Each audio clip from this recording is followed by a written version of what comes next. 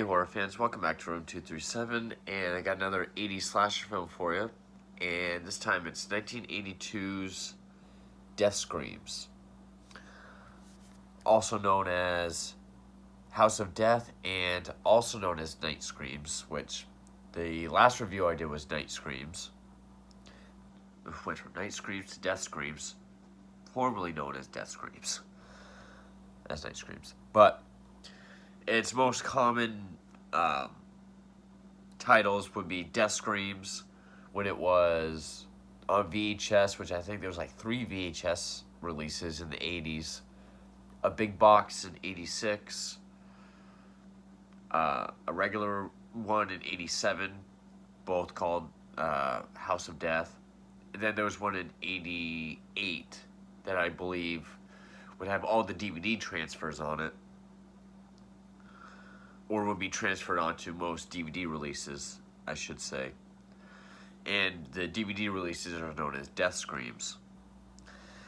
It was directed by David Nelson, who is actually the son of Ozzie and Harriet Nelson from the TV show in the 50s. And he played their son, because he is their son. But, and it doesn't really star anybody. It stars Susan Kiger, who was a Playboy playmate and had done one adult film by this time, and then a bunch of nobodies. Written by Paul C. Elliott. And this movie is kind of a marvel because this movie's a bit of a mess. First off, I didn't really enjoy it.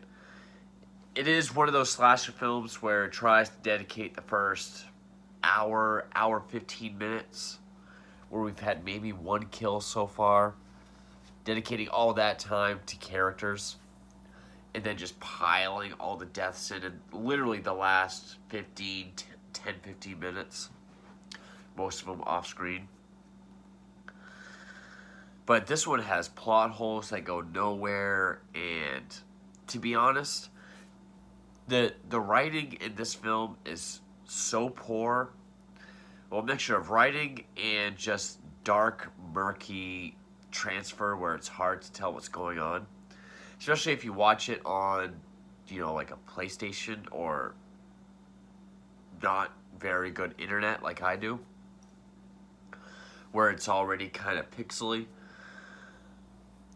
No one knows who the killer is in this movie. You see the killer's face full on, and it hints to things throughout the film that we should know who this character is, but no one really knows who the killer is. And there's 2 theories. I guess both of them don't make sense, but yeah, let's get into Death Screams, aka House of Death. It opens up with this couple trying to have sex. I say try because the guy who says, "Oh, I got caught in my zipper." Man, that hurts. At one point, it was so dark to see that I even didn't really realize what was going on. Because at one point, a train goes by and they're really close to the train. I thought it was like one of those sensory deprivation things where, like, you can't move. Kind of like in Men Behind the Sun, the guy in the sensory deprivation chamber. But no, if you look closely, there's something wrapped around their neck and they're being strangled simultaneously. Then they get thrown down in the river. And then the main plot follows this group of kids. Some are at the carnival. One works at the grocery store. And I mean, there's a lot of characters in this. And it tries to dedicate enough time to all of them, but it barely has enough written for each one. Alright, so we have Lily, Ted, Kathy, Jackson, Coach Neil, Sheriff Avery, uh, Diddle, which I thought is what I heard them say. He's the jokester, the prankster.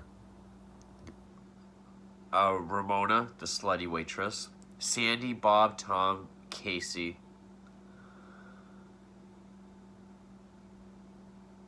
There's a bunch of people in this movie, and it's easy to forget who is who and like when did they come in the picture and where did they go.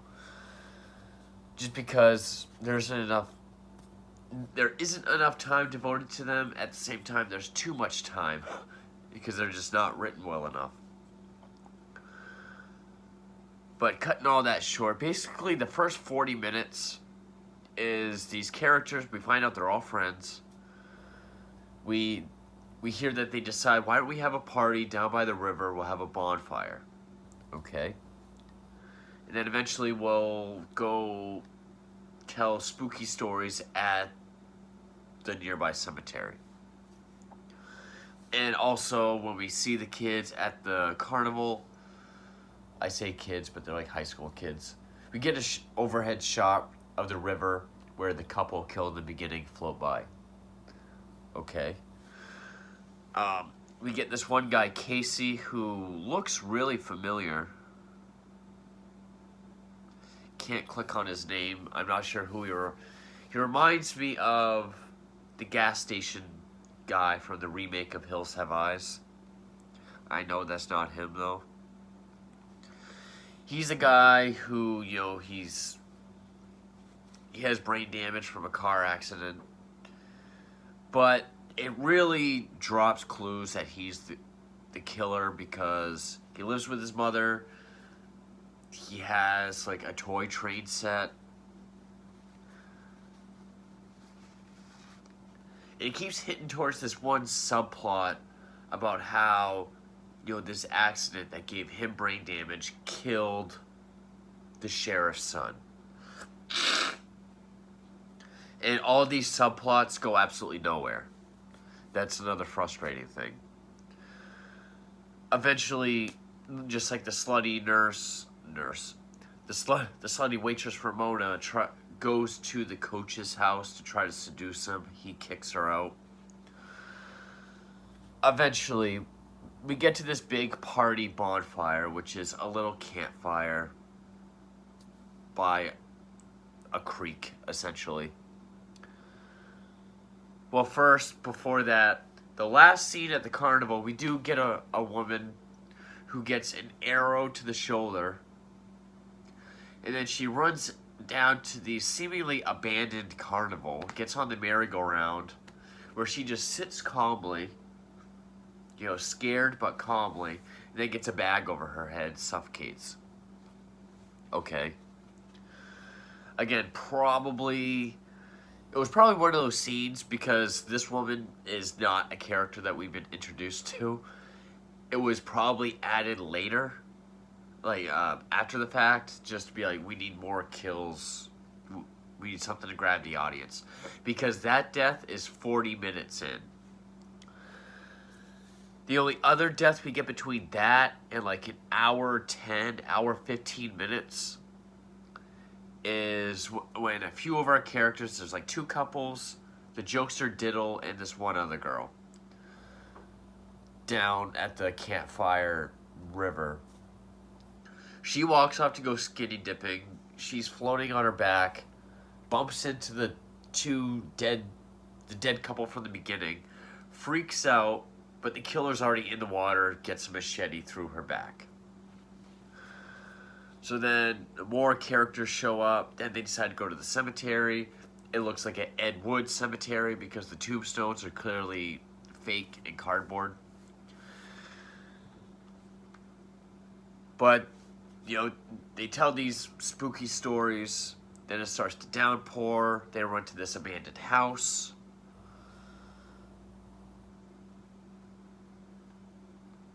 And by the time they get to the abandoned house, it's like an hour 15 minutes. And this is an 88-minute movie. An hour, so there's like 13 minutes left of the movie. And basically, some of them we see get killed right there. Like the one annoying guy, Diddle, he goes out to use the outhouse, but he gets killed there. I believe off screen. But then a couple of our characters want to go prank him while he's out there, so they open the door. He's hanging upside down, dead in the outhouse. And then it has your typical Friday the 13th, Halloween sort of climax where they keep running into and finding the dead bodies that have been placed. All from characters that have been killed off screen. So there was one guy that got killed with a machete in a car earlier. But that's it. So, like, they find a guy's head in a truck. Oh yeah, because one guy went to go get help. And we see he gets killed. But they get to his truck, they find his head. They find another girl, her head is on the ground. The one cool effect was there's this one guy that falls into an open grave. He tries to crawl out, but the killer machetes his hands off. Now the effect, when he falls back, doesn't look very good. You can tell his hands are in his jacket. But we get a bit, like a short second of his hands on the ground and they're still kind of writhing. Decent effect. So he dies there. Then the slutty girl Ramona, she falls through the stairs and gets cut seemingly in half by the killer underneath.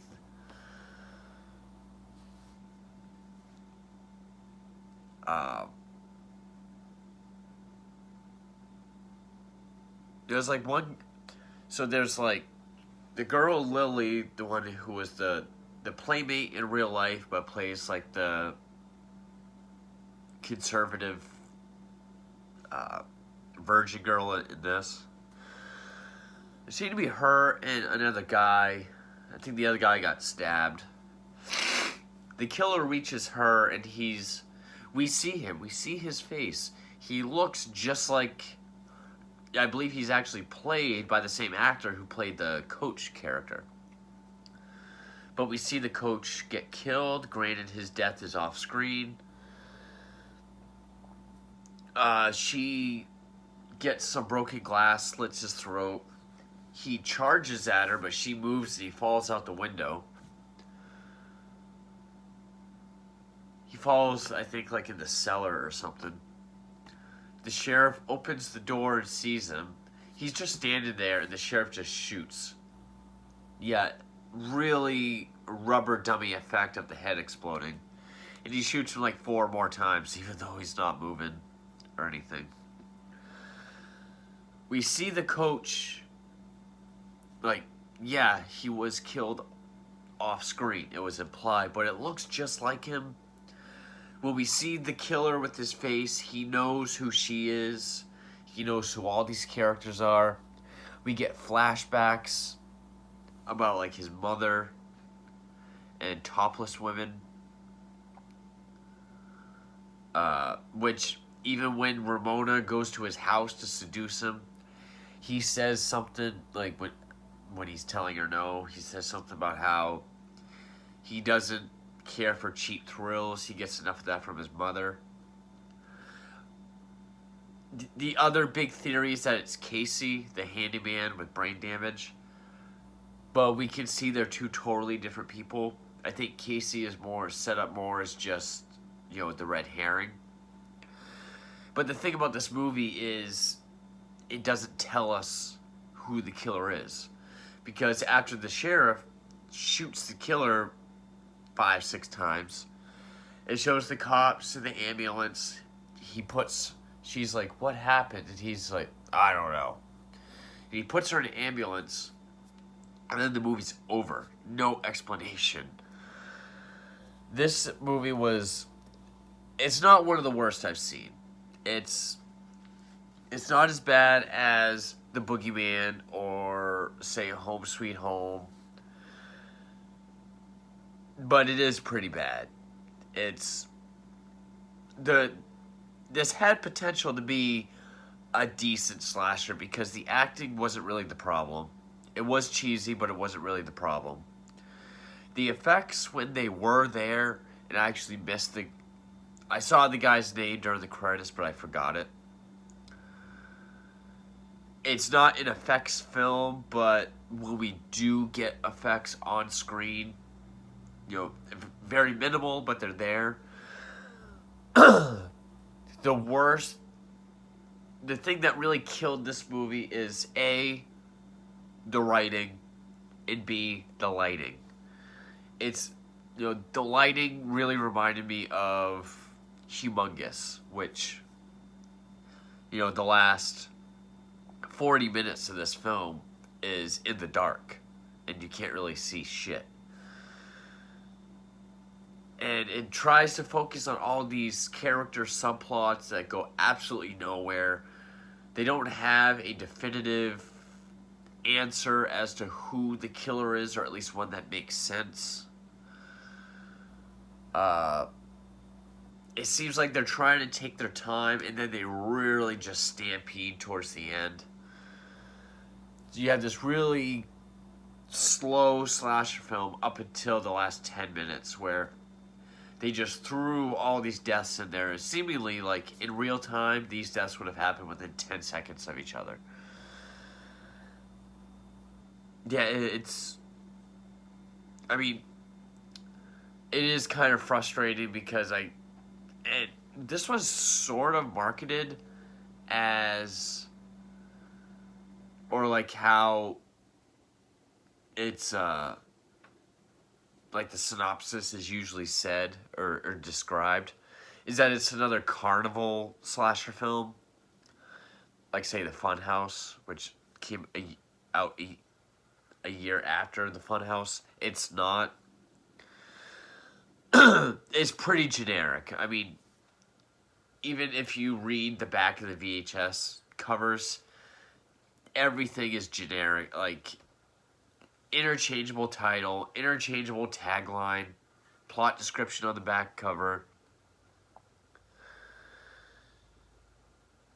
This is one that will just fall into the, ether of slasher films of my mind, and I'll forget. The only thing that I will remember about this film is, one, it was hard to see what was happening, and two, just how poor the writing was. Spend all this time on characters, but then go nowhere with it. And then the one character you should have developed the most for the end, the killer, they don't. I think a lot of DVDs for this are out of print, but the DVDs use the really dark, murky VHS for its transfer. There is no Blu-ray of this, so sorry, Blu-ray fans. Looks like if you want it, like if you want to own it, you might have to go buy one of those prehistoric DVDs that people like I collect. I know there's been requests for this to get a Blu-ray so it can be clearer and see what's going on. That respect, I can see buying a Blu-ray. But anyway, 1982's Death Screams, or House of Death, or another film known as Night Screams, its biggest detriment is the writing. This movie is a mess.